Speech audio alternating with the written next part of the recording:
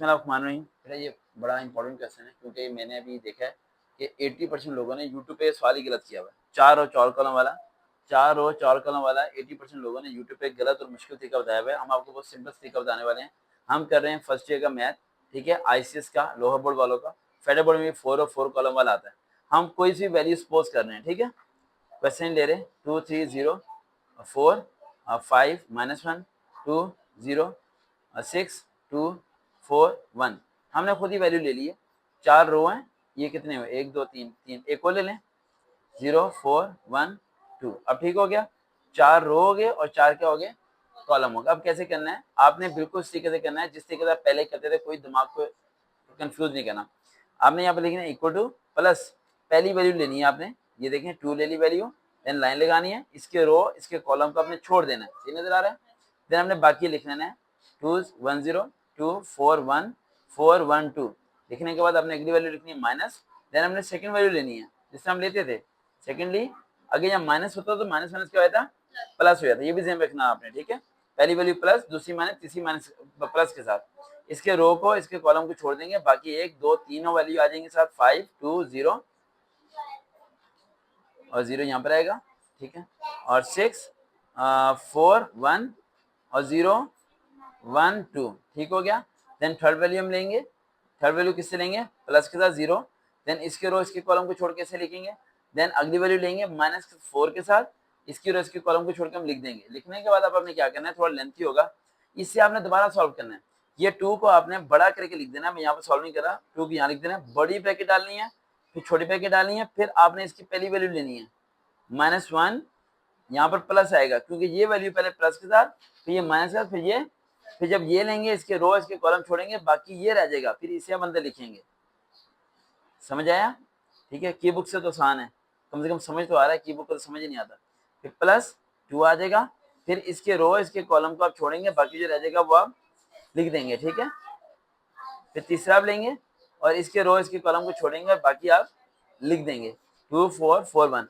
फिर इसका डिटरमिनेंट निकालेंगे, इसका डिटरमिनेंट निकालेंगे, डिटरमिनेंट निकाल के इससे क्या करेंगे, मल्टीप्लाई, इससे मल्टीप्लाई, इससे मल्टीप्लाई, और सारे के आंसर को इस 2 से क्या करेंगे, मल्टीप्लाई करेंगे, मल्टीप्लाई करेंगे। इसी तरह ये अभी सिर्फ एक पार्ट हुआ है, ये वाला एक पार्ट हुआ है। इसी तरह दूसरा पार्ट करेंगे, इसी तरह फिर आप तीसरा पार्ट करेंगे और चौथा पार्ट करेंगे। 4 पार्ट ही आपने करने हैं, तो देन सबको आप प्लस माइनस करेंगे, देन आपके डिटरमिनेंट का आंसर आ जाएगा। अगर वो कहता है इसका भाई साहब एडजॉइंट लें, क्या लें, तो समझ लो आपका रजिस्टर खत्म होने वाला है। ये भाई साहब एक लाइन ये, एक लाइन ये, एक लाइन ये, एक लाइन ये, सारी लाइन लंबी लंबी चलती रहेगी। फिर उन्हें आपने प्लस नहीं करना, प्लस नहीं करना। अगर पहली वाले का जो आंसर आया है वो आंसर आपने इसकी जगह पर लिखना है, यानी पहले का आंसर जो आया है, जैसे इसका आंसर आता है, इसे आपने इस आंसर को तो हम इसमें प्लस माइनस करेंगे ना डिटरमिनेंट लेने के लिए।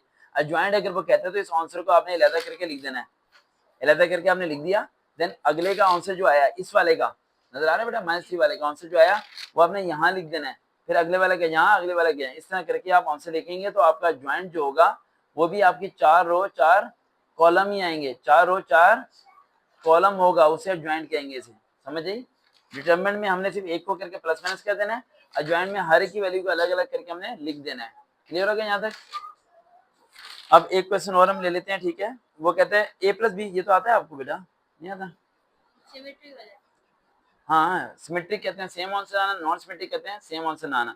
a+b, उसने a की वैल्यू आपको दे दी, नजर आ रहा है यहाँ पर 1 -2 5 और -2 3 -1 5 -1 0, इसलिए कहते हैं अपना तरीका बेस्ट होता है ना।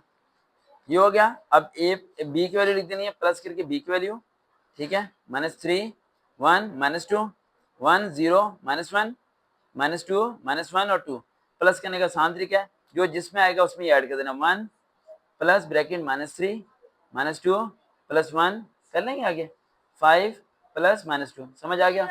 इसके ऊपर ही उठाना है, हाँ। और मल्टीप्लाई वाला किधर था, अब जैसे ये है होमोजेनियस, इसमें पहले आपको वैल्यू निकालनी है, एक्स का कुछ नहीं है तो 1, ये 2, ये 3, ये 4, ये 1, ये 2, ये 2, ये -3, ये माइनस है नहीं ना, वैसे 4, फिर आपने x1 x2 और x3, फिर ये 0 0 0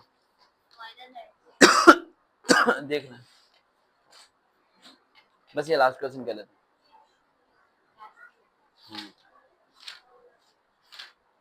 क्रैमर इनवर्स के तो हमने वीडियो ऑलरेडी बनाई हुई, हम देखें। जी माइनस है, यहाँ माइनस है तो फिर आप -4 लिखेंगे, ठीक है। ये हो गया, याद रखें, ये हो गया। ये होने के बाद आपके निकालना है डिटरमिनेंट लीनियर, ठीक है। आप लीनियर इक्वेशंस कर लें या फिर एक ही फॉर्म में कर लें। x1 की वैल्यू निकालने के लिए फॉर्मूला होगा x1 ओवर a का डिटरमिनेंट, x1 का डिटरमिनेंट, x2 का होगा x2 का डिटरमिनेंट ओवर a का डिटरमिनेंट, x3 का होगा x3 का डिटरमिनेंट ओवर a का डिटरमिनेंट। ये डिटरमिनेंट तो आपको निकालना आता है, पहली वैल्यू प्लस माइनस प्लस निकाल लेंगे आप सारा, वो आपका आ जाएगा a का डिटरमिनेंट, वो वैल्यू सबकी क्या आएगी, नीचे आएगी। फिर x1 जब निकालना है, x1 निकालने के लिए ये पॉइंट समझिएगा, इस बाइसेप को उठा के आपने x1 पे रख देना है। जब x2 निकालना है तो इस बाइसेप को उठा के आपने x2 पे, इसमें 3, हाँ जी, अब x, हाँ जी, इस पे रखेंगे x1 पे, देन बाकी वैसे का वैसे ही रहेगा। और इसका भी हम क्या निकालेंगे, डिटरमिनेंट निकालेंगे, और वो आंसर जाएगा, कटिंग करके आंसर हमारा आ जाएगा। हाँ अब क्लियर हो गया। देखते रहे चलन स्टडी विद सरोकार भी। अल्लाह हाफिज़।